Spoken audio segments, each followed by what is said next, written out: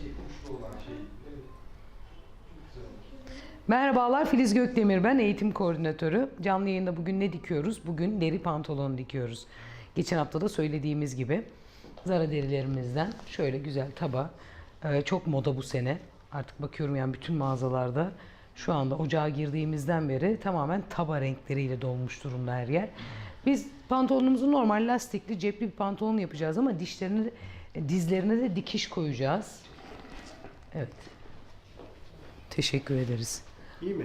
Çok teşekkürler, çok güzel. Evet, Matmazel'in kankasını da getirdik. Biliyorsunuz prova mankenleri satışımız başladı. Sitemizde yer alıyor şu anda. Fiyatları da yazıyor. Ayrıca mankenlerimizle ilgili şöyle bir şey söylemek istiyorum. Prova mankenleriyle ilgili şöyle bir şey söylemek istiyorum. İstediğiniz bedende yaptırılıyor.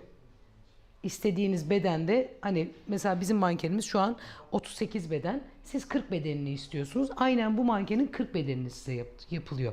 36. Hangi bedenini isterseniz özel olarak yaptırıyoruz. Şurada bizim logomuz var. Biz bunu çünkü bastırdık. Siz kendi logonuzu istiyorsanız eğer hemen onu da dipnot olarak yazıyorsunuz. Sizin de logonuzu isterseniz prova mankenlerimizin üzerine hemen bastırıyorlar ve size o şekilde gönderiyorlar arkadaşlar. Evet, ben hemen pantolonumu yavaş yavaş kesmeye başlayacağım. Şurada bir kağıdım vardı, ölçü almıştım. Şurada şeyin içinde.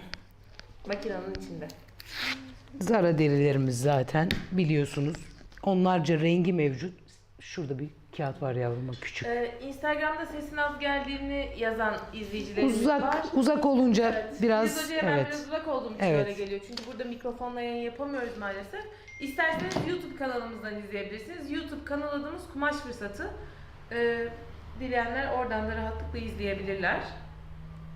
Tamam. Evet, hemen başlıyorum ben. Yavaş yavaş kesmeye. Haftaya da ne dikeceğiz? Haftaya onu da söylemek istiyorum. Nubuklarımız geldi, süetlerimiz geldi. Haftaya öncelikle nubuktan, arada çok incelik kalınlık olarak çok az bir fark var nubuklarla süetlerin. Süetler daha dökümlü. Şunlar süetler daha dökümlü. Süet. Evet, bunlar da nubuk. Bunlar biraz daha kalın. Haftaya ne dikeceğim? Çok isteniyor zaten. Gömlek dikeceğim. Gömlek elbise dikeceğim yani. Uzun. Onu nubuktan yapacağız. Öbür haftada süetlerimizden, kış bitmeden keyfine varalım. Süetler de çok moda bu sene, derilerde olduğu gibi. 6 parçalı etek dikeceğiz. Süetimizden de. Dökümlü olduğu için de çok yakışacağını düşünüyorum ben. Evet, hemen biz kesimimize başlayalım. Şöyle onlarca rengi mevcut zaten. Hem nubukların hem süetlerin. Biliyorsunuz süetlerden elbiseler, mevsimlik hırka tarzı giy çıklar yapılabilir. Nubuklarımızın da kalınlığı çok hoş. Tam yine mevsimsel ceketler yapabilirsiniz. Çok şık duruyor. Bilginiz olsun. Böyle çanta dikmeyi sevenler çantalar Evet, çanta yapabilirler. Hani o tarz ürünler de Kırlentler güzel. yapılabilir. Çok güzel. Yani ev tekstilinde de çok fazla kullanılıyor zaten. Evet, kumaşımı aldım. Hemen şöyle.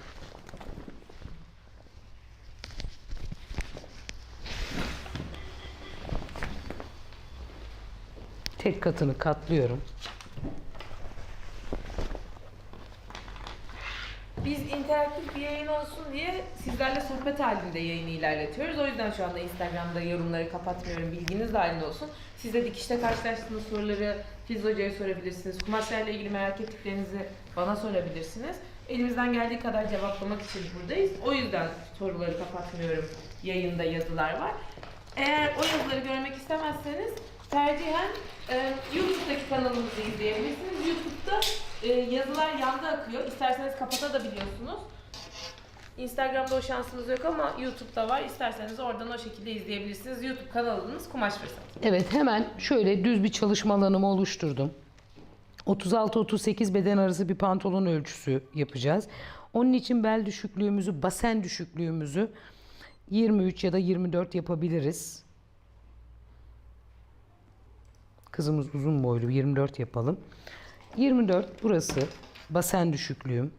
Hemen düzünü alıyorum.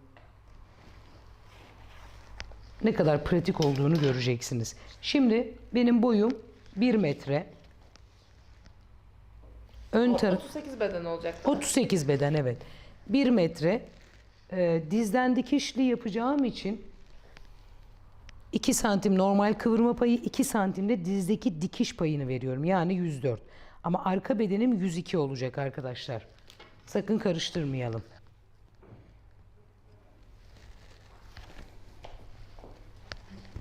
Ben bu arada soruları sorayım mı? Yoksa... Evet, olabilir. Biraz aslında şurayı Tamam, halledelim. bence de. Önce bu- Basen bölü 4 yapıyorum. Basenim 102, 25,5 yapıyor. 1 santim dikiş payı veriyorum. 1 santim bolluk payı veriyorum. 26,5. Ön ağım standarttır. 3,5 santim veriyorum.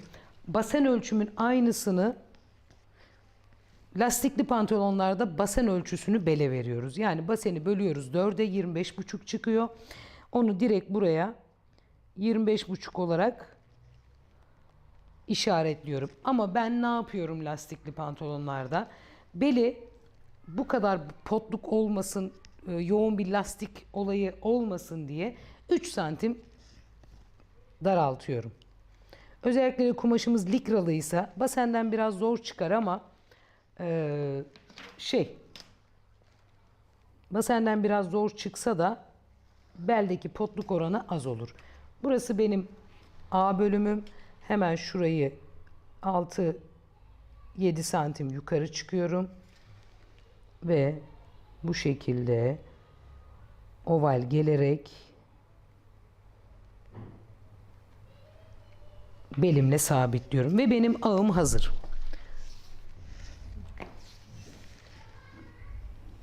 Diz düşüklüğü, onu da vermek istiyorum. Boy bölü 2 artı 6'dır. Bunlar zaten kalıp videolarımızda hepsi tek tek anlatılıyor arkadaşlar. Boyum 1 metre, yarısı 50 santim artı 6 ekliyorum, 56 santim. Bunu neden buluyorum? Hani dizde kesik yapacağım dedim ya. O yüzden. Hemen bunun da düzünü alıyorum. Diz ölçünüzü alın, 2'ye bölün. Ne kadar bolluk payı istiyorsanız ekleyin. Şimdi bizim diz ölçümüz 40. Dizimi çepeçevre ölçtüm. 40 santim. 2'ye böldüm 20 santim. 2 santim de bolluk payı ekliyorum. Dikiş payı hariç 22 santim. Paça genişliğini de yine ne kadar isterseniz 17 santim yapıyorum ben. Çok geniş olmasın ya da 18 yapalım. Çok geniş olmasın. Evet, hemen şuradan düzümü alıyorum. Ne yaptım? Paçayla dizi düzünü aldım. Ağımı da şuradan şöyle oval bir biçimde, tabii ki rigası olanlar eğri rigayla yapacaklar. Oval bir biçimde ağımı birleştiriyorum. Benim şu anda ön kalıbım, ön bel düşüklüğümü verdiğimde hazır olacak. Ön bel düşüklüğümde 3 santim. Ve yine onu da şu şekilde oval olarak kenarla sıfırlıyorum. Hemen makasımı alıyorum. Muhteşem makasım. Yine gördüğünüz gibi. Her yerden 1 santim dikiş payı bırakarak kesiyorum.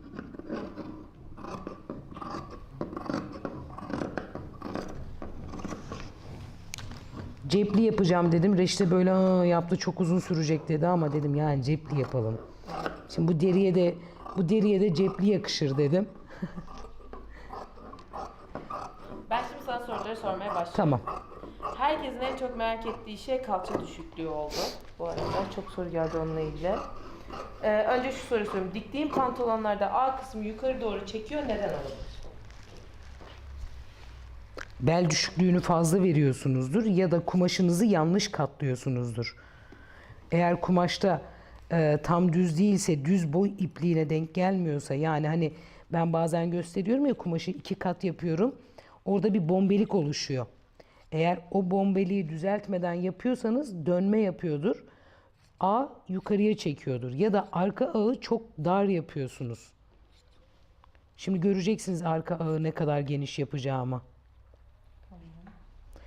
Bizim temel beden kalıbımız var. Kalıp çıkarttığımız bir videomuz var. Orayı seyredin arkadaşlar. Emin olun çok yardımcı olacaktır. Bu benim ön parçam. Hemen şuraya cebimi de çiziyorum. Cebin 8 santim eni, 16 santim boyu.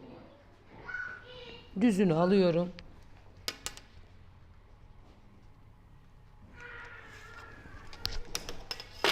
Ve buradan çıkartıyorum. Bunu da cep keserken kalıp olarak kullanacağım. Atmıyorum. Oradan benim eğri rigamı verebilir misin Uğur? Önü böyle kestim ama arkayı öyle yapmayayım. Evet, şu anda benim ön parçam hazır. Pantolonumu. Hayır, büyük olan var ya. Adaşın şöyle bir soru sormuş. İyi günler, likralı viskondan etek diksem giyince esner mi acaba? Yok. Yo, esnemez. Niye esnesin? Ebru canım. demiş ki 42 bedende kalça düşüklüğü ne olur? Yani aslında kalça düşüklüğünüzü şöyle bulacaksınız. Evet, şimdi mesela sonraki soru Şöyle- 50 bedende kalça düşüklüğü. Pratik göstereyim. Şöyle sert bir zemine oturacaksınız. Tabii ki içeri gömülen bir sandalye falan değil kesinlikle. Sert bir zemine oturacaksınız. Beliniz itibariyle, belimiz neresi bizim? Burası. Buradan baseninizin alt kısmına doğru açmıyorsunuz mezurayı. Tamamen böyle dümdüz alta doğru iniyorsunuz. 28 geldi benimki. Bundan 5 santim kemer payını çıkartıyorum. Ne kaldı? 23 santim. Yani benim basen düşüklüğüm oturuş yüksekliğidir aslında pantolonlarda. Oturuş yüksekliğim 23 santim. Herkes böyle bulabilir. Herkesinki farklıdır. Evet, o zaman şey değil yani 50 beden 42 beden Hayır, değil de hayır. Herkesinki kendi vücuduna farklıdır göre. tabii. Hemen kalan kumaşımı şöyle ikiye katlıyorum. Şimdi arka ağımı keseceğim. Peki göbeğimiz varsa basen ölçüsünü nasıl alabiliriz? Göbek ayrı bir şey. Göbekle basenin bir ilgisi yok arkadaşlar. Büyük beden pantolon kalıbı videom var benim. YouTube'da yine Kumaş Fırsatı YouTube kanalında. Bence size faydalı olacaktır. Orada tek tek anlatıyorum. Hani göbeklilerde ağı nasıl içeri alırız, göbeği olmayanlarda ağı nasıl içeri alıyoruz falan gibi bayağı detaylı bir anlatım yaptık. Eğer pardon, burada onları anlatmaya kalkarsak bu yayın bitmez. Doğru. O yüzden zaten biz sorularınız için devamlı şey yapıyoruz, videolar çekiyoruz. Yine bunu sıfır yerleştiriyorum buraya. Dediğim gibi arka bedeni çizeceğim. Arka beden ön bedenden 2 santim kısa olacak. Neden? Çünkü burada diz kesim yerimiz var. Şimdi burada yapacağım değişiklik öncelikle ağımı şunu yerleştireyim. Evet. Hemen şuradan düzümü alıyorum. Arka bel düşüklüğümü sadece 1 santim veriyorum. Şöyle. Ağım tamamen A kısmım eşit. Dikiş payı ile birlikte. A genişliğine geldiğimde baseni ölçüyorum. 27. 27'nin yarısı 13. Benim arka ağım 13. Bu kadar. Çok zayıfsanız bundan 2 santim düşebilirsiniz. YouTube kanal adımız Kumaş Fırsatı, kendi adımız. Şu an orada da eş zamanlı olarak yayındayız. Aynı zamanda bizi yeni takibe başladıysanız oradan da takip etmenizi, yorum yapmanızı videolarımıza, beğendiklerinizi beğenmenizi rica ederim. Şuradan da 1,5 santim düştüm ve ön ağımla birleştirdim. Dizden paçaya kadar 2 santim bolluk payı veriyorum.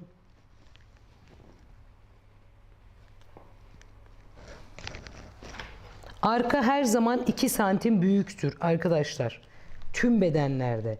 Büyük bedenlerde yandan da mesela 48-50 bedenlerde diğer boş kalan kısımdan da büyütme payı veriyorsunuz. Evet. Rigamı alıyorum. Şöyle hemen arka ağımı da çiziyorum. Ve benim arka bedenim de hazır. Bu da zaten 2 santim ufak olacak. Bunu da kesiyorum.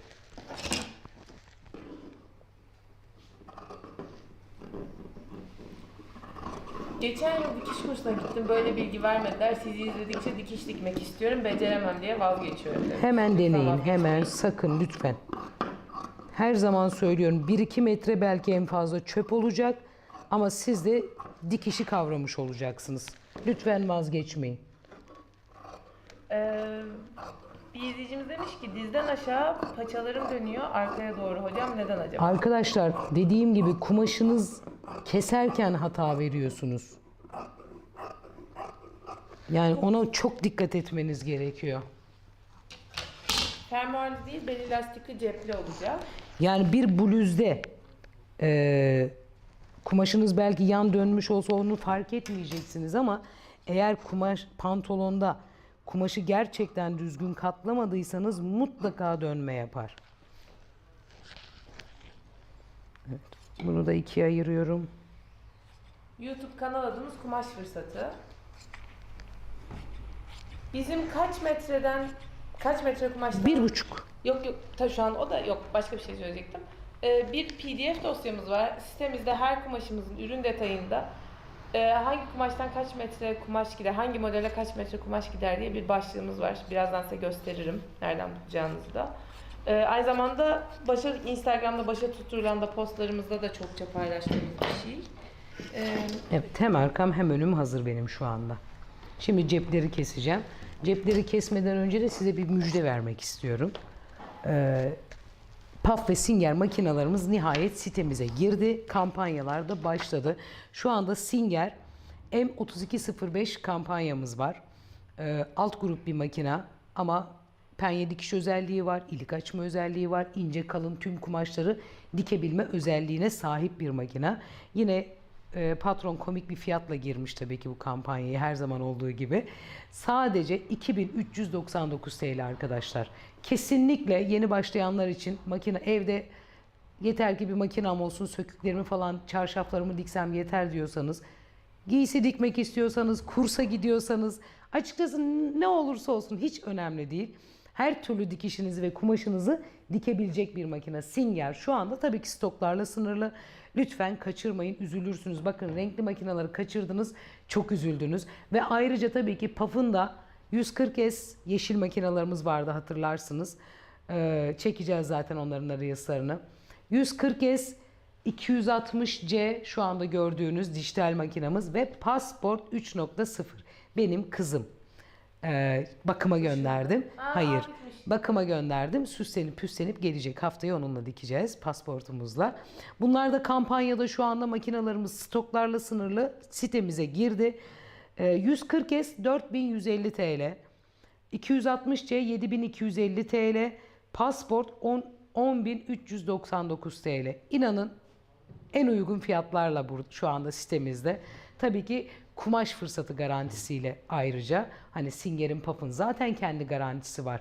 170 yıllık bir firma. Biz de kumaş fırsatı garantisiyle bir bayi olarak sizlere satıyoruz. Makine düşünüyorsanız lütfen acele edin. Şubat'ı beklemeyin. Bu da size bir tüyom olsun. Çünkü makineler her gün zamlanıyor arkadaşlar. Bilginiz olsun. Makine kampanyalarını zaten sık sık paylaşacağız. Sorularınıza da cevap vereceğiz. Ayrıca Reşide de çekecek reels'larını falan, videolarını paylaşacağız sizlerle. Ben hemen ceplerimi kesiyorum. Biz şu anda 1,5 metre kumaş kullanıyoruz. 38 beden için. 38, 40, 42'ye kadar 1,5 metre kumaş yeterli. Ama biz bugün 38 beden yapıyoruz. Evet. Ama zaten kendi beden ölçülerimizle yaptık. Tamamen siz kendi beden ölçülerinizle yapın. Onun dışında hemen söylüyorum.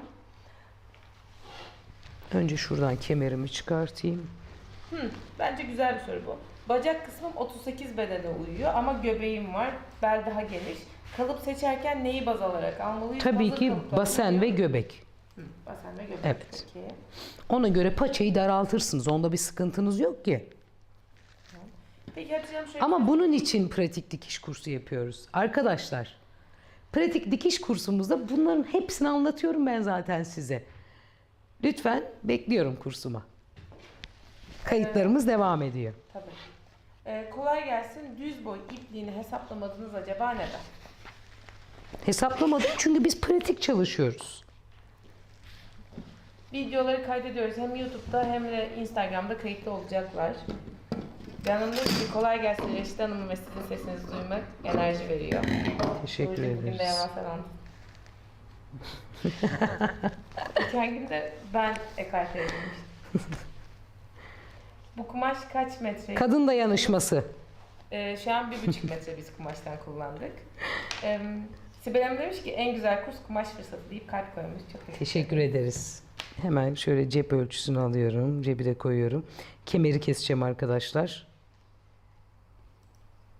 Ölçümü alıyorum. 24. Merhaba, kolay gelsin. Singer overlock makinesi iç taraftaki iğne iplik kırıyor sürekli. Sebebi ne olabilir? Önce ipi değiştirin. Eğer düzelmezse iğneyi değiştirin. Düzelmezse servise götürün. Yani yapabileceğimiz sadece bunlar overlock'ta.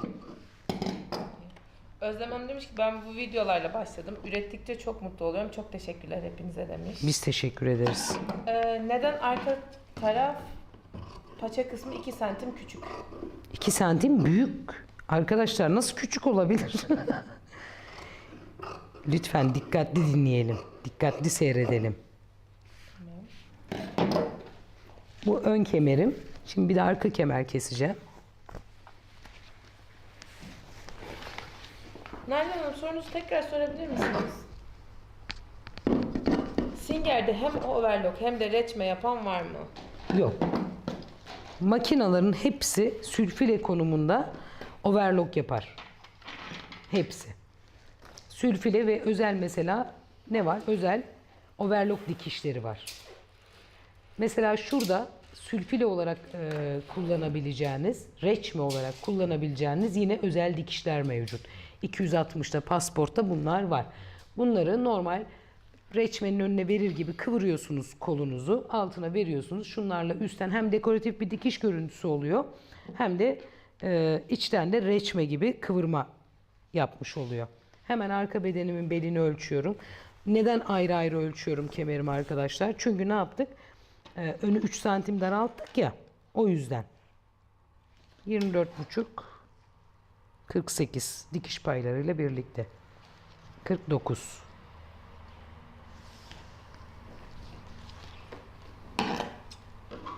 Cebi de kestim mi kesimim bitmiş olacak.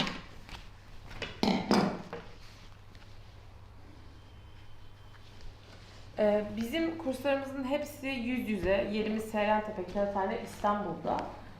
Online kursumuz şu an için yok ama isterseniz her zaman dediğim gibi talep oluşturabilirsiniz.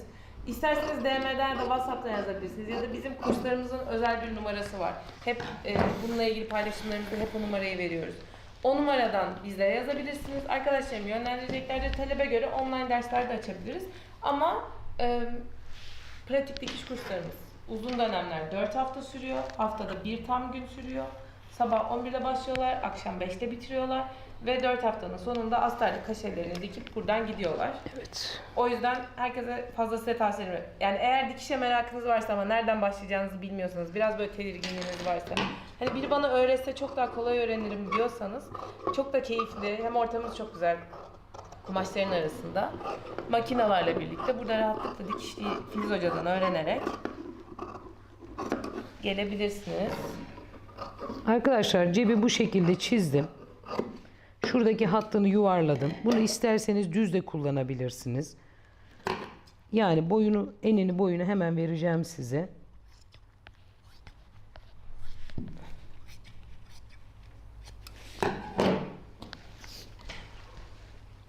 Eni 18 santim. Boyu 25 santim. Bu ön parçam olarak düşünüyorum bunu. Hemen kestiğim parçamı buraya yerleştiriyorum. Görüyorsunuz. Kalıp olarak kullanıyorum ve aynısını buradan çıkartıyorum.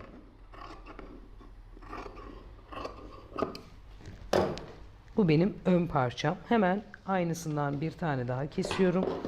Cebimin arka kapaması olacak.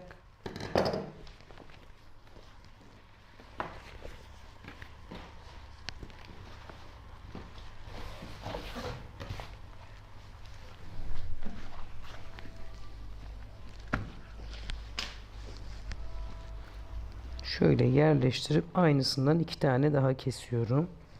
Tabii ki burayı düz kesiyorum.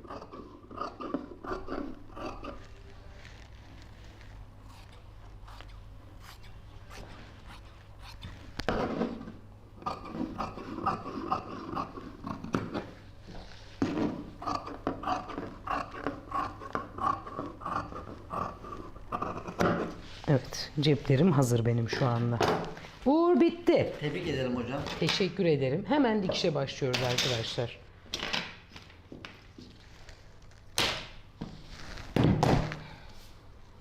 Makinemi önüme alayım. Önce cepleri dikeceğiz. Tabii ki kremimi de yanıma alıyorum. Dizi kesmedik. Keseriz hocam. Keser miyiz? Keseriz tabii ya. Kremi neden alıyorsunuz hocam? Çünkü deri dikerken maalesef bu derilerde iğne kaymıyor. Hani işte deri ayağı, iğne, deri iğnesi falan, tabii ki deri iğnesi mutlaka kullanın arkadaşlar. Krem sürüyorum ben. Rahat Çekime rahat. başlamadan önce babam ne dikiyorsunuz bugün diye soru sordu. Evet. Ben de pantolon dedim. Deri pantolon. O da dedi ki pantolonu dikerken dedi deri yağı kullanacak mı dedi. İşte Yağ kullanacak mı? onlar tekstillerde, terzilerde deri yağı kullanıyorlar. Biz de onu pratikte ne yaptık? Kendimize bir krem bulduk. Kremi sürüyoruz. Kaydırarak mis gibi. Zeytinyağı sürenler varmış.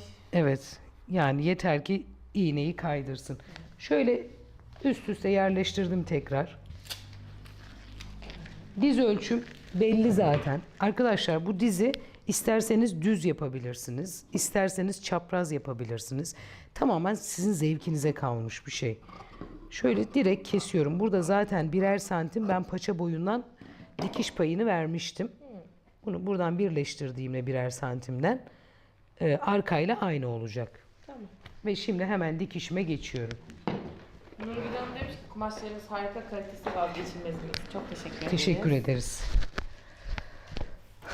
Evet, hemen başlıyorum. Önce ne yapıyorum? Alıyorum. Şöyle parçalarımı. Tabii ki tersine şey gerekmiyor, krem gerekmiyor. Üst üste yerleştiriyorum ve dikiyorum. Pantolon paçası daraltacağım. Nasıl yaparım? Dizden mi başlamam gerek?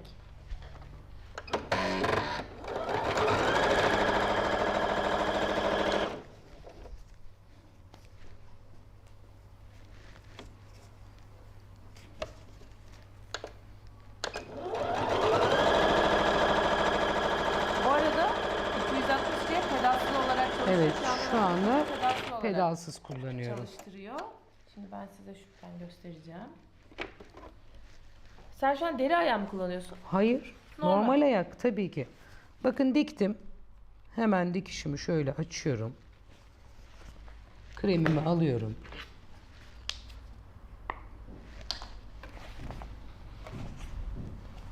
Şöyle. O arkasında kalan parçaları. Evet, açtım her bir parçayı bir tarafa.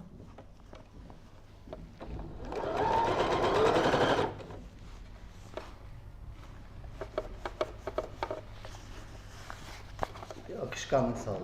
Tabii. Yani yapışmasını engelliyor. Evet. Metalin deriye yapışmasını engelliyor.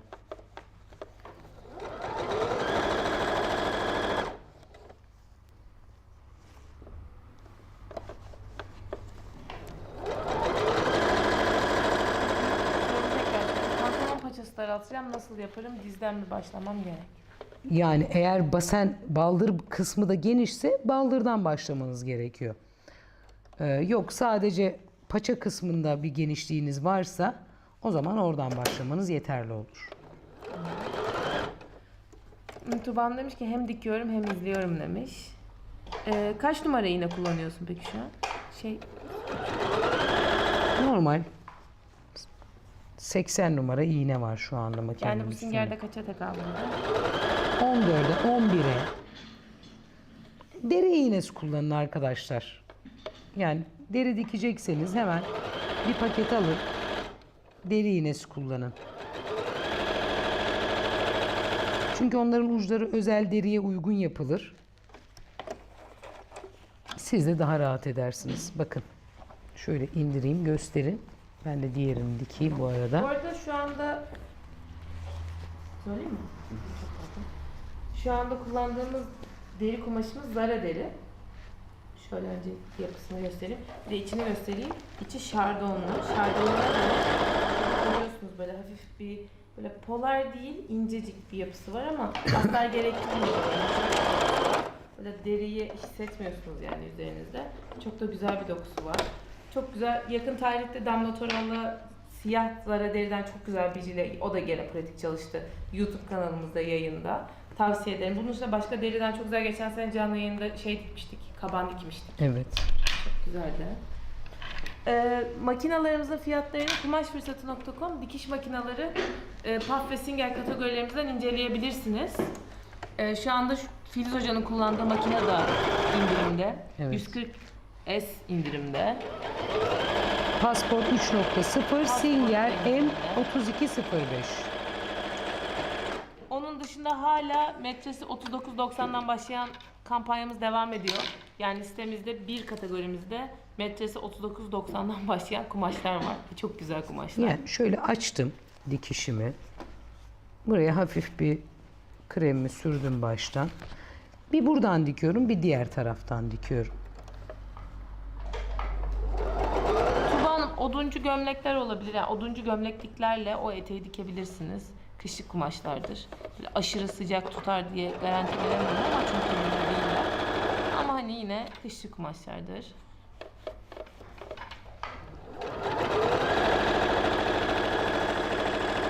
İkram şöyle bir soru sormuş. Merhabalar, paf makinem var ama deriyi dikerken büzüşüyor. Acaba ayak değişimi yapmam gerekir? Yani paf ayağı, deri ayağı da var, evet. Ama bu yöntemi de kullanabilirsiniz. Bu yöntem bayağı kolay. Yani yaptığı sadece bir tane el kremi Evet. sürmek. Şöyle. Marka vermiyoruz. Herhangi bir krem olur. Herhangi bir el kremi.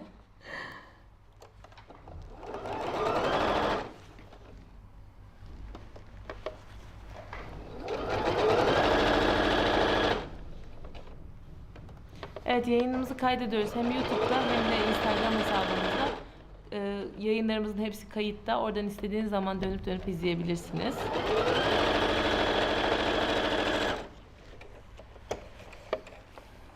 Bu arada deriden bu pantolonu diktim. Deriden bir de gömlek dikeceğim arkadaşlar. 3 hafta sonra falan.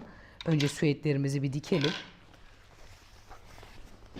Evet, görüyorsunuz şu şekilde. Siyet, nubuk, deri bunlar Evet. yani 40 sene sonra da hep var olacak. Kesinlikle kumaşlar. öyle. Her dolaba da lazım. Ya benim mesela deri pantolonlarım benim kurtarıcı pantolonlarım. Ya işe gelirken de çok güzel giyiyorum. Hafta sonu bir yere böyle gideceksek de giyiyorum. Evet. Yani hem rahat Hem de şık. hem de şık. Şık. Kestiğim cebi alıyorum. Kestiğim tarafa yerleştiriyorum arkadaşlar. Şuranın sıfır olmasına özen gösteriyorum. Çünkü burada zaten şeyliğim var. Beden yüksekliğim var. Onu diktikten sonra alacağım. Hemen buradan bir dikiş geçiyorum. Gönlüm demiş ki merhaba, acemice dikiş dikmek istiyorum. Hangi makineyi alayım?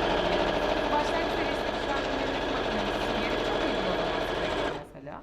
Yani bence 140'da alabilirsiniz. 140 260'da alabilirsiniz. Evet, bu biraz bütçeyle alakalı. Tamamen En nihayetinde bütçeyle. Çünkü bir gün gelecek ve siz ilerleyeceksiniz dikişte. O zaman daha çok fonksiyonel Yani bir şey 4 makinede olur. yapacaksınız. Şöyle payımı cebe doğru çevirerek hemen şuradan da bir dikişimi geçiyorum. İçten. Ben 80 numara iğne kullanıyorum. Neden biraz ince iğne kullanıyorum arkadaşlar? Deriyi delmesin diye. O yüzden deri iğnesi kullanın diyorum.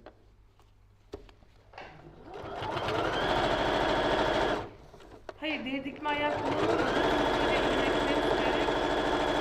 Derinin kaymasını sağlıyor. Aslında böyle gene burada da pratik bir çözüm bulmuş oldu. Deri dikme ayağıyla kullanmıyor. Şöyle çeviriyorum. Görüyorsunuz cep kısmım hazır. Üstten de istersek bir dikiş geçeceğiz. İğneleyin tabii ki arkadaşlar siz mutlaka. Bu arada ben tekrar söylemek istiyorum. Bazen çünkü olabiliyor, bazen buraya gelen müşterilerimiz de dalıp yapabiliyorlar. Deriyi lütfen çamaşır makinesinde yıkamayın. Deriler hani yıkanması için çok doğru kumaşlar değiller. Bunlar kuru temizler.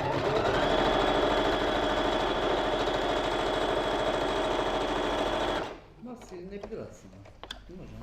Ama için Pis kokar yavrum, yani yıkanması gerekiyor sonuçta. Erkek zihniyeti işte. Erkek kafası. Islak mendil yok. Yani temizlik umurlarına değil ki. Gerçekten önemli ve güzel bir soru. Bu sorunun cevabı bende de yok.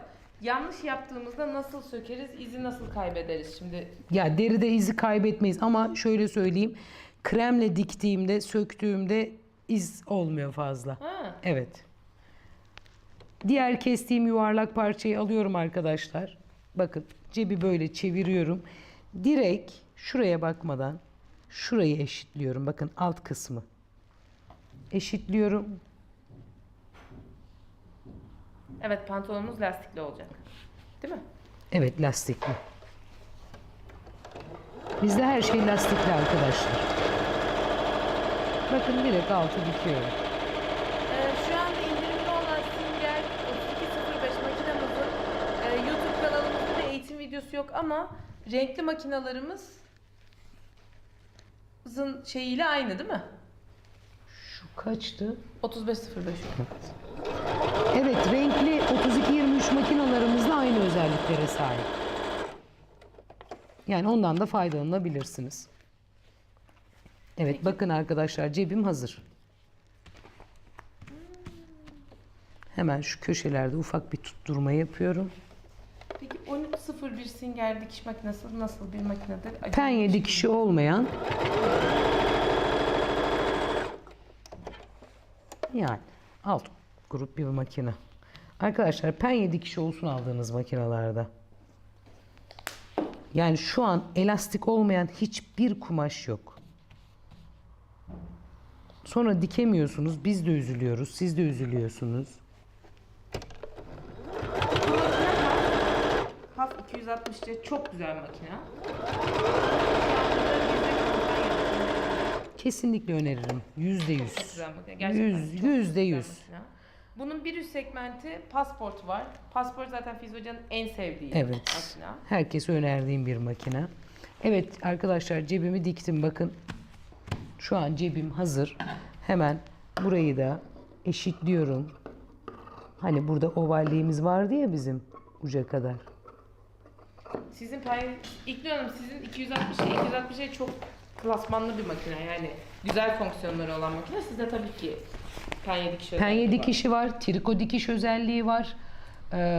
Antika dikişleri yapabilme şansınız var ve farklı dekoratif desenler YouTube'a var. 260C kumaş fırsatı yazdığınızda bu makinamızın anlatımlı videosu karşınıza çıkacak. O videoyu kesinlikle izlemenizi tavsiye ederim.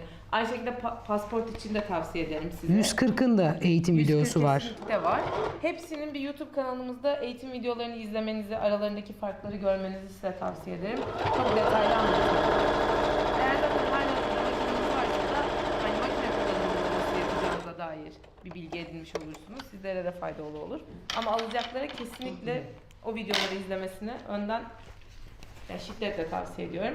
Çok detaylı, çok güzel anlatım var çünkü Filiz Hoca'nın. Hocam şu anda Güzel anlattım. deri Evet, evet. sisteminde var mı? Var tabi.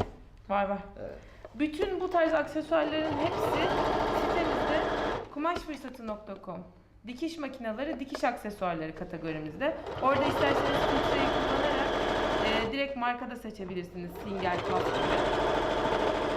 Sadece Puff'ın aksesuarları karşınıza çıkar. Singer seçerseniz sadece Singer'in aksesuarları karşınıza çıkar. Merhabalar Filiz Hanım, kolay gelsin. PAF 3.0 kreatif makine aldım. İsim yazarken yazıların akış bölümünde nasıl büyütülüyor? Bir türlü bulamadım, yardımcı olur musunuz? Şimdi buradan sizce bu bir şey böyle bir şey mümkün mü arkadaşlar? Hocamıza Instagram'dan falan yazarsınız. Arkadaşlar o Evet, makinenin eğitimini almanız gerekiyor. Maalesef öyle anlatımla olacak bir şey değil. Aldığınız bayiye başvurun. Mutlaka size eğitim imkanı sağlayacaktır.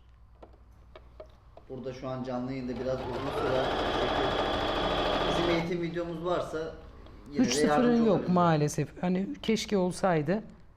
3-0'ın yok maalesef. Evet, bu videoyu bütün canlı yayınların hepsini hem YouTube'a hem Instagram'a yüklüyoruz. Kaydediyoruz, oradan izleyebilirsiniz. İkinci cebi hiç anlatmadım tabii. Çünkü direkt aynı şekilde Aynısı. aynı sistemle dikiyorum. Yani Özlem dediğim gibi bizim 260'ın makinenin tüm özelliklerini anlattığımız YouTube'da zaten paylaştığımız videomuz var. Oradan izleyebilirsiniz. Şimdi canlı yayın yerine detaylı dikiş özelliğini anlatamayız. Ama o şekilde izleyebilirsiniz.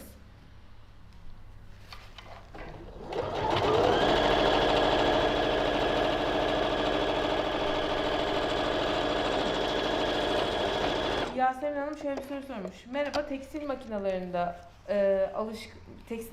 alışkın biri olarak aynı performansı yakalayabileceğim hangi makineyi önerirsiniz? Bütün makinelerimiz aynı hızdadır.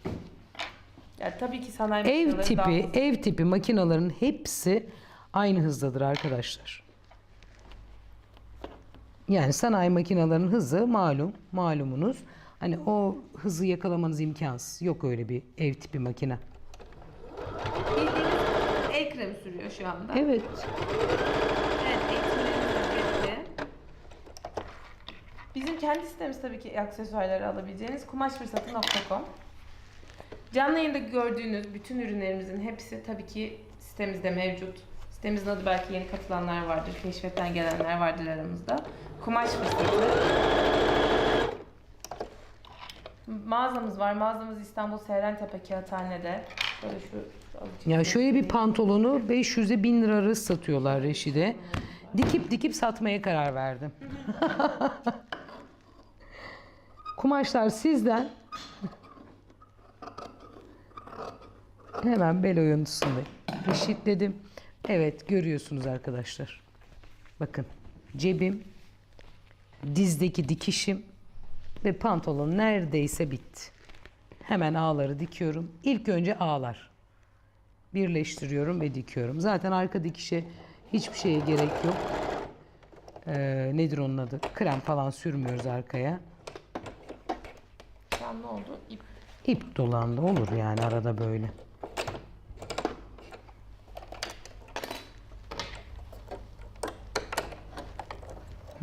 İpim çıkmış.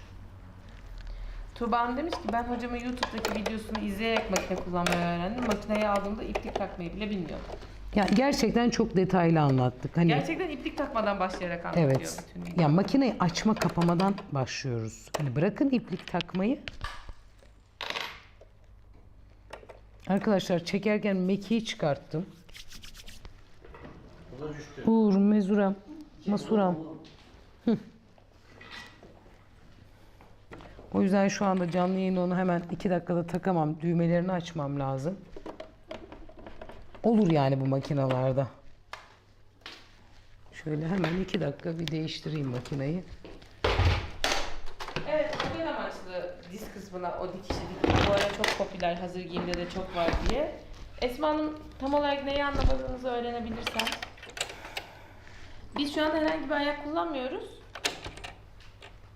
80 numara iğneyle Kremle kullanarak makinamızın efsane paf makinalarımızın efsane dikişiyle diyeyim hemen.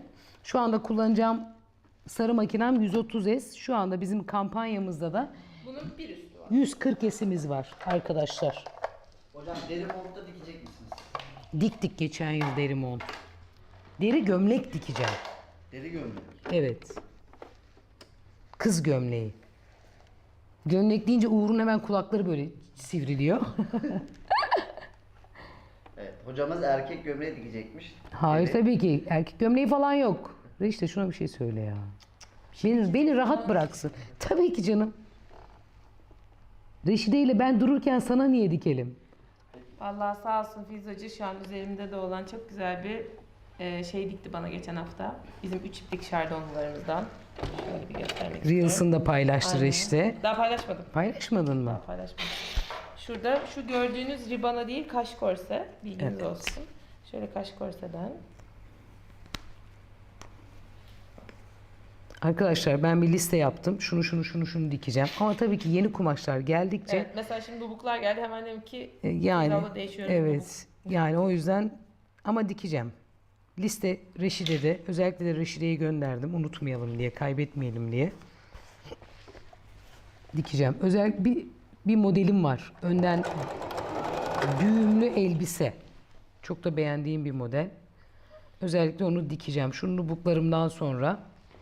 Yani hani şu kışı bir atlatalım diyorum açıkçası. Ha, şu anda deri ayak kullanmıyoruz. Normal Standart baskı evet. ayak kullanıyoruz. Deri zaten şu an şardonlu kısmı dikerken hiçbir sıkıntı yok. Deri kısmı dikerken de Filiz Hoca dikeceği alana biraz krem sürüyor. Daha demin yayında olduğu gibi. Eğer başını izlemeye kaçırdıysanız biraz daha zaten tekrar diker o alanları. Ama eğer tekrarlı olmazsa yayını başından izlerseniz zaten görürsünüz. Bununla ilgili çok tatlı da çok kısa da bir Reels da paylaştık. Böyle Reels sekmemize bakarsanız orada da deri dikme bölümünü göreceksiniz. Arka ağımı da hemen dikiyorum. Şu anda kampanyada olan bütün makinalarımızın Arkadaşlar benim deri ayağım yok, ben deri dikemem diye düşünmeyin. Hani kendinizi şartlandırmayın bu tür şeylere. Biz sattığımız halde mesela ben şimdi buraya deri ayağı takıp sadece bununla dikebilirsiniz diyebilirdim. Hani pazarlama budur aslında, biliyorsunuz.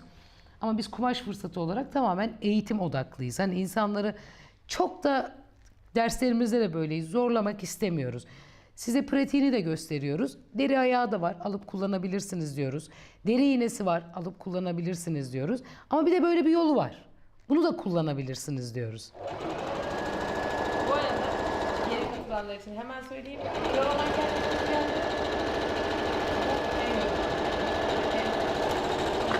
Satılmaya da başlandı bu arada. Bayağı bir gitti. Evet. Herkes gerçekten prova mankeni bekliyor.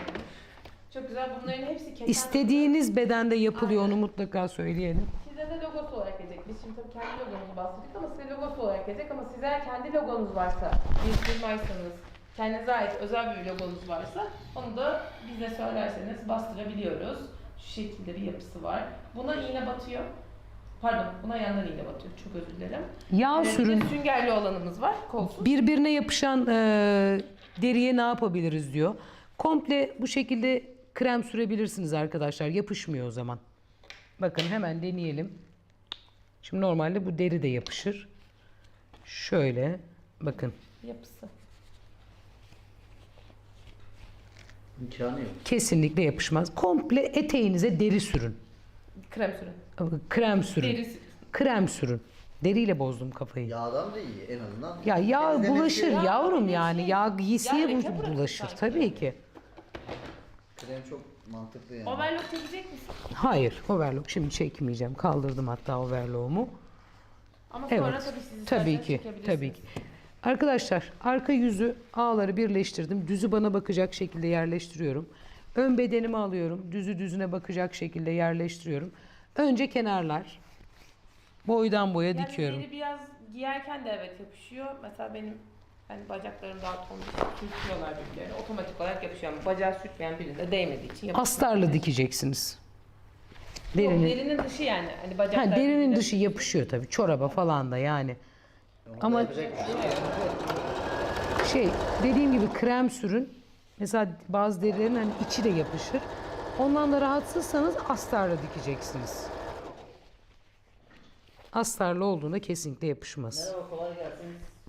Singer Yoknaz 42 yıllık bir makinem var. Ne dikersem hepsi esnetiyor. Makine ile mi alakalıdır? Evet.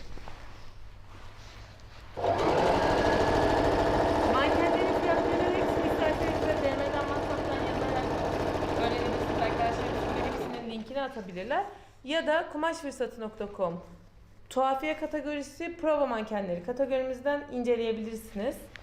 Şu an yanlış bilgi vermeyeyim. Kaç tane dersiniz? Aklımda ezberimde yok.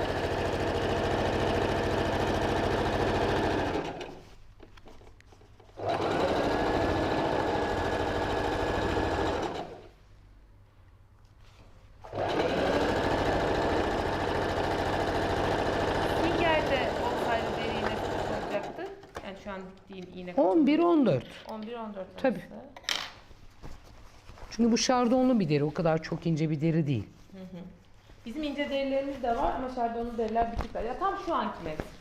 Hani mesela bu artık Nisan'dan sonra biraz bence kalın gelir. Kendime elbise dikiyorum deriden. Haftaya giyeceğim inşallah. Hadi bakalım. Evet. Sabah geldiğinde onu mu dikiyordun? Evet. Bir krem kestim. Bir de siyah. Evet, şurada gördüm. Kremi çok ünlü bir markada gördüğüm bir model yapıyorum. Eğer beğenirsem, güzel olursa, güzel durursa aynısını canlı yayında dikeceğim arkadaşlar.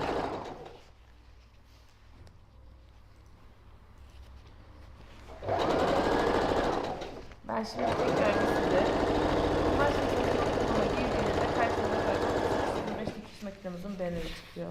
Tıkladığınız ürünün detaylarını buradan inceleyebilirsiniz. Az da kaldı. Eğer bakım makineleri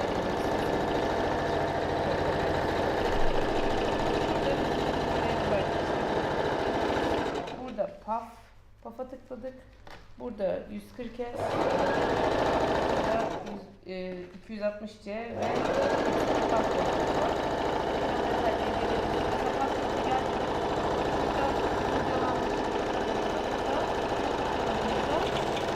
Yayınımızı izleyebilirsiniz. Evet, şimdi A kısmındayız. A kısmını, orta kısmı birbirine denk gelecek şekilde üst üste getiriyorum. Dikiş paylarını açıyorum. Kalın olmasın diye. Şuraya bir iki iğne takabilirim. İsterseniz PAF 260C'yi pedalda da kullanabilirsiniz. Ama tercihen elle de yapabilirsiniz. Yani o size kalmış. Arkadaşlar pedalı var. Pedalı var. Pedalı bak şu anda ben mesela 260 kaldırmadan önce elle kullandım, sonra pedallı kullandım. Biraz alışkanlık meselesi. Ben Tabii. sevdim zaman içinde. O Elle kullanımı. Elle kullanma fikrini sevdim. Mesela pasportta kendi makas özelliği var. Hani 260 ve pasport biraz daha üst gruptur. Ebru Hanım önce ağ birleştirmeyecek miydi? Ne fark eder? Pantolon dikiminde ilk etapta kenarlar birleştirilir arkadaşlar.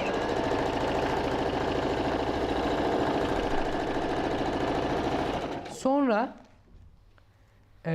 özellikle öğrencilerimde gördüğüm bir hatadan dolayı kesinlikle A'dan dikişe başlamıyoruz. Buna çok dikkat edin. A'dan dikişe başladığınızda burada bir kare oluşturabiliyorsunuz. O yüzden paçadan başlayalım her zaman dikişe.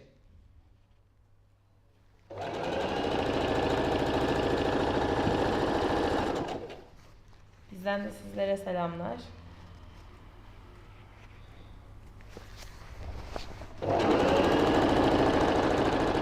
Evet, kaydedeceğiz.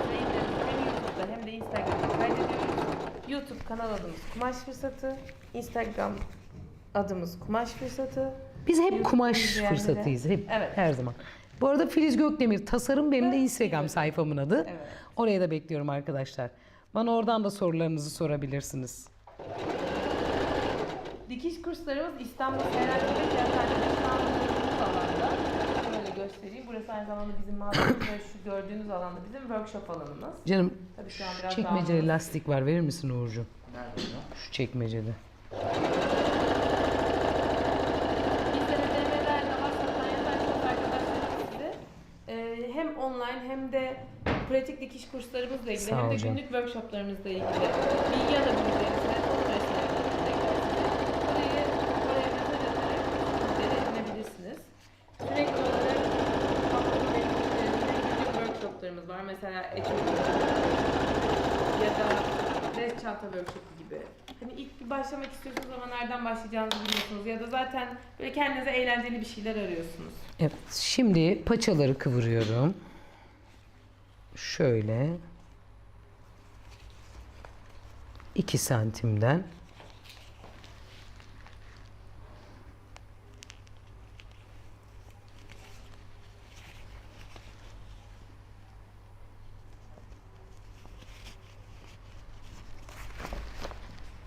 Gözüme çok da sokunca göremiyorum. Yaşlandım Uğur, artık hiçbir şey göremiyorum. Ne yapacağız? Zara deri kumaşlarımızın birçok rengi var. Şu an biz taba kullanıyoruz ama siyahından kremine, altın Tabii, rengine, kesinlikle. pudrasına, mangosuna, aklınıza gelebilecek Özellikle kırmızısı. gümüş rengine bayılıyorum. Ya her rengi var neredeyse. Çok güzel bir kaliteli çeşit Bir var de- Zara deride. Hem toptan satışımız var Zara deride hem de perakende satışımız var. Mağazamızda da satışı var Bir de kızıl kahvemiz var. Zara Muhteşem. derilerimizi. Onların hepsini kumaşfırsatı.com arama bölümüne Zara deri yazarsanız karşınıza çıkacak. Ya da direkt giyim kumaşları deri kategorisinden bulabilirsiniz. Ya da hani öyle bakmak istemiyorum derseniz WhatsApp'tan DM'den yaparsanız arkadaşlar size linkini içine atacaklardır kumaşlarımızın. Şöyle tekrardan yeni gelenler için söyleyeyim. Kumaşımız şarjlı, kendisini asla gerektirmiyor. Şöyle yumuşak bir dokusu var, sizi rahatsız etmez. Zara'nın kendisi çok güzel. Yerinin kendisi çok güzel. Mankenlerde almıştım. 30 bederin 38, alt bederin 40. Mankenlerde beden ayarlaması var mı? Yani onu ben bilemem. Onu hemen Onu bir sormak DM'den yazın arkadaşlar. Evet. Bakın DM'ye yazın. Aynen bu şekilde yazın. Onu hemen ilgili müdürümüze iletirler. Eğer öyle bir şey varsa size de hemen zaten olumlu olumsuz dönüş sağlarlar. Aynen. Üzerinizdeki çok şık. Sanırım degaj yaka. Yani degaj yaka değil. Hayır. Tamamen kayık yakanın farklı bir versiyonu açıkçası. Hocam, Filiz Hoca yorumu. yakası geniş Yani. olan gömleği omuzlardan toparlarız demiştiniz diyor. Göstermeniz mümkün mü? Ya mümkün değil Doğru mu? arkadaşlar. Yani canlı yayında benim hani o tür şeyleri size göstermem maalesef mümkün değil. Ben en fazla burada sorduğunuz sorulara cevap verebiliyorum. O da gördüğünüz gibi hem dikiş dikiyorum hem sorduğunuz sorulara cevap veriyorum. Hani burada eğitim amaçlı bir şey gösterebilme şansım yok. Çünkü zaten canlı yayınlarımız uzun sürüyor. 1 saat falan sürüyor biliyorsunuz. Hani elimizden geldiğince kısaltmaya çalışıyoruz. Kısa tutmaya çalışıyoruz.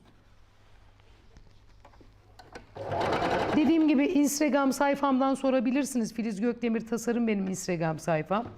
Oradan da sorduğunuzda hemen hemen ben herkese hemen hemen demeyeyim.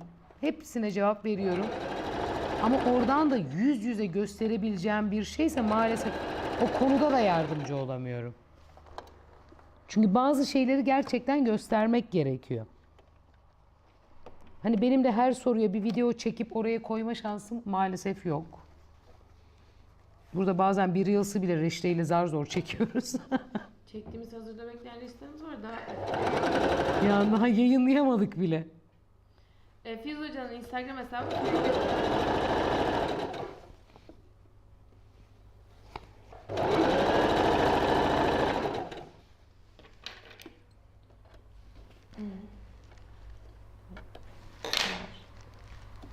İnşallah.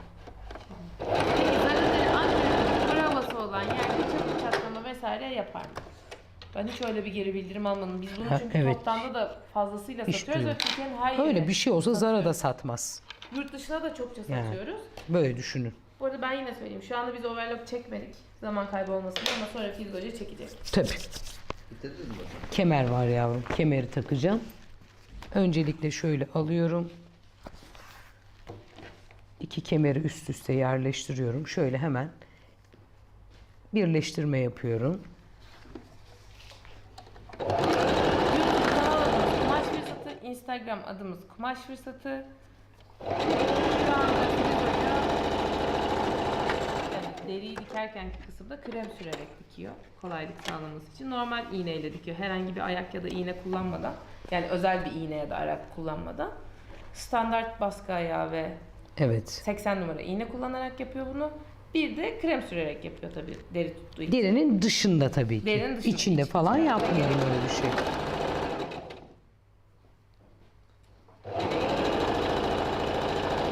Filiz Hoca'nın Instagram hesabı Filiz Gökdemir Tasarım. Şöyle birleştirdim. Hemen bel ölçüm kaç benim? Bel ölçüm 73'tü sanırım. 60 santim lastik kesiyorum. Yani ben genelde 12-13 santim, 15 santime kadar mezurayı canım. Kısa kesiyorum lastiği. Biraz daha sıksın. Siz ben çok sıkı sevmiyorum diyorsanız bel ölçünüzü alıyorsunuz. 10 santim kısaltarak lastiği kesiyorsunuz. Bel ölçünüz 80 ise 70 santim keseceksiniz.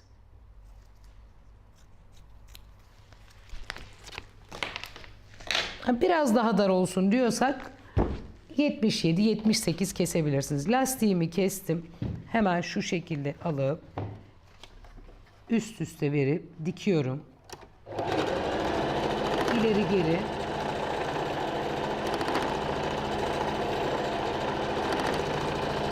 İleri geri yaptım arkadaşlar. Sağlamlaştırdım. YouTube'da da yayınlanacak başını kaçıranlar için Kumaş Fırsatı YouTube kanal adımız. Hem de Instagram'da da yayınlanacak. Reels bölümünde izleyebilirsiniz bütün geçmiş yayınlarımızın hepsinde. Dikiş payını açıyorum. Lastiğimi buraya yerleştiriyorum. Ve şöyle 2 kat yapıyorum. Ölçmeden yaptım ya, biraz geniş olmuş. Bakayım biraz. Likralı. Tabii Evet. esneklik var tabii ki. Ama şöyle- aşırı değil. Hayır. Normal seviyede. İçine yerleştirdim. Kremini aldı. Evet, kremimi aldım. Buraya Şimdi bu sıktım. muhtemelen deriyi son önden dikişi olacak. Hocam kaç bedende bu diktiğiniz pantolon? Bu 38. Ya 36, 38. Tam 38 bedene göre diktim ben bunu arkadaşlar. Hani şu beden değil. Arkadaşımın ölçüsünü aldım. Tam onun bedenine uygun diktim ben. Hocam ben diktiğim elbiselerde yaka arkaya gidiyor. Neden acaba demişler. Omuz düşüklüğünü vermiyorsunuzdur. O yüzden. Makinelerde Yine söylüyorum, güncel yine- yapar mısınız? Ne yapar Güncel mıyız? video yapar mısınız? Demişler. Yine söylüyorum. Arkadaşlar, kalıp videolarımız var YouTube kanalına. Lütfen seyredin. Yani çok fazla yardımcı olacağına inanıyorum. Sen ne dedin Uğurcuğum, anlamadım. Makinelerde satış fiyatlarını güncel video yapar mısınız demişler. Güncel bir video. Arkadaşlar siteye baksanıza, bütün güncel fiyatlarımız orada yazıyor. Ha şunu diyorsanız eğer mesela pasporta girdiğiniz zaman Fizo'da o günkü kampanya fiyatını söylüyor sanırım. Onu kastediyorsanız şu an o videoyu geri çekme imkanınız yok çünkü çok sevilen ve çok izlenen, çok fayda sağlayan bir video. Aynı videonun da sadece son bölümü için değiştiremeyiz muhtemelen. Şimdi biz o yüzden mesela canlı yayınlarda da fiyat vermiyoruz. Evet, çünkü gördüğünüz pasport videosu Evet. belki 4 sene öncesine ya da 3 Yani. sene öncesine ait bir video. Zaten sonrasında artık o tarz kampanya fiyatlarını söylemeye Evet. karar verdik böyle bir sorun olduğu için. Hani o yüzden canlı yayınların çekimlerde bile fiyat vermiyoruz. Bakın üstü kayınca altı yapışmıyor da, dikkat ederseniz. Altına sürmüyorum mesela.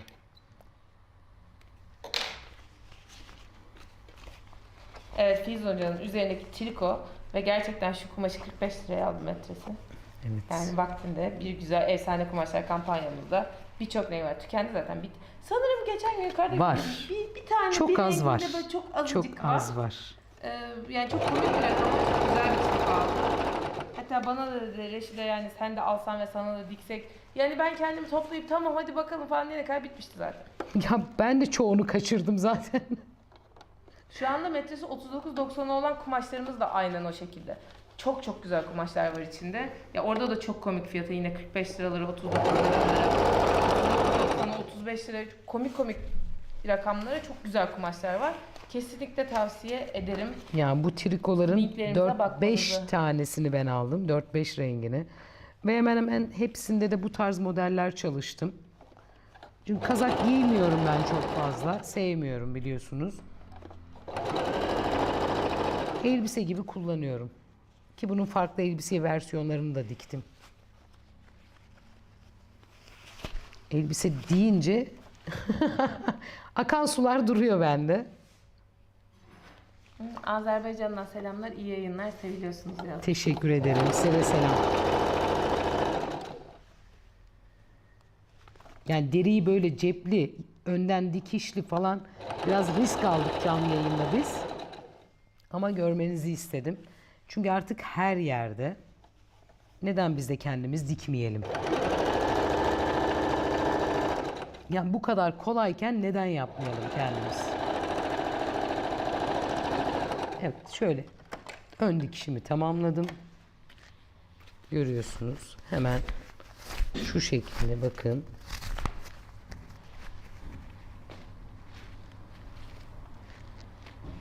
Evet, burası önüm daha dar. Hemen şöyle fazlalığını alıyorum. Ben o kemeri ölçmeden kesmişim. O yüzden biraz fazla geldi. Lastiği içine yerleştirdim. 2 kat yaptım. Dibine doğru ite ite dibinden diktim lastiğimi. Lastiği dikmedim. Lastik içinde gevşek dönüyor. Şöyle fazlalığını kesiyorum. Pantolonuma yerleştirdiğimde de bitmiş olacak. Uğur, bitti. Bravo hocam. Çok güzel olacağı benziyor. Çok rengi bir kere müthiş. Rengi efsane, baksana. Şöyle yapıyorum. Evet. Bakayım. Evet, burası ön taraf. Biraz daha kısaydı ya ön tarafım. Şöyle aldım pantolonumu önüme. Düzü düzüne bakar vaziyette şöyle kenardaki dikişten bu dikişe yerleştiriyorum. Yine dikişimi açıyorum. Önce bu kenar. Görüyorsunuz rahatlıkla da iğne batırıyorum. İğne iz falan bırakmıyor. Zara derilerimiz çünkü çok kaliteliler. Yok, lastik içinde dönüyor. Tercihen tabii ki lastiği de dikebilirdi ama lastiği dikmedi. Dibinden diktiğim için lastiğin kayma şeyi yok. Dönmez. Bazen Evet. çünkü dönüyor. O gevşek olduğu için dönüyor. Şöyle çekerek pantolonu tutturacağım arkadaşlar. Şuradan hemen Singer ev tipi makinalarda diker mi aynı şekilde? Çok Tabii güzel ki, şeyler tabii ki gösteriyorsunuz. diker. Teşekkür ederiz. bütün makineler diker arkadaşlar deriyi.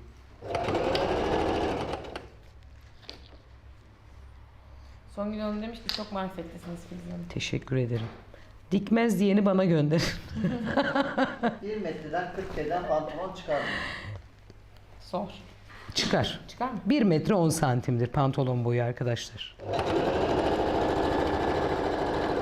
Çiften kumaşsa çıkar. Dikime başlamadan önce deri kumaşı yıkadınız mı? Hayır. Hayır. Yine tekrar ediyorum. Deri kumaşları lütfen çamaşır makinelerinizde yıkamayın. Ama tabii ki kuru temizleme olur. Yıkayıp sonra bize gelmeyin. Değil mi Reşide ama ya? Ya ona gerçekten çünkü onda yani deri yıkamaz. Overlock deriyi diker mi hocam? Evet. Diker. Aynı sistem. Yine kremleyerek.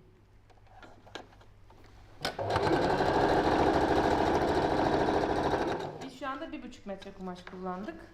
Çünkü cep yaptık. Ortasına bir dikiş yaptık. Evet. Cepten dolayı 1,5 metre kullandım. Yoksa normalde bir boy yeterdi bana.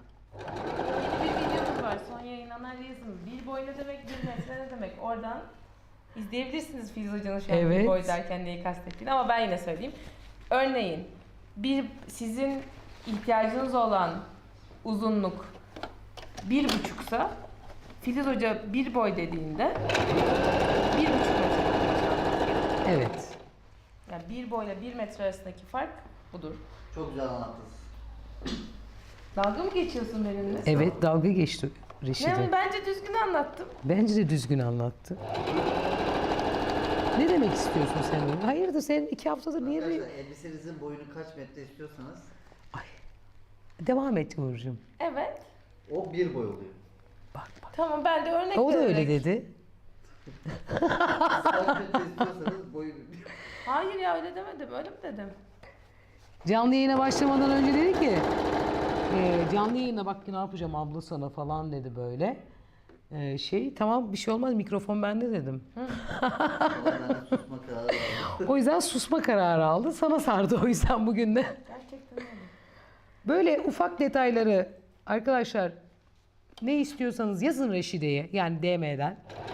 Biz bunların böyle ara ara durduğumuz yerde yani o gün de duruyorduk öyle bir şey konuşuyorduk. Çekiyoruz hemen videolarımızı. Şardonludur. Çok güzel hizmet veriyorsunuz Sayın Filiz Hocam. Sayenizde dikmeyeceğim bir şey kalmayacak. Teşekkür ederim. Dediğim gibi Filiz Gökdemir Tasarım benim Instagram sayfam arkadaşlar. Oradan da bana istediğiniz soruyu sorarsınız.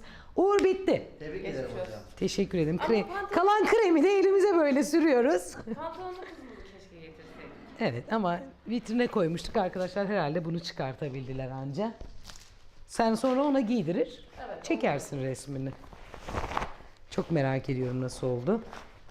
Güzel olma ihtimali var. Bence yok. Bu renk zaten muhteşem. Koy vitrine. Bir de ben diktim yani. Koy vitrine 1,5.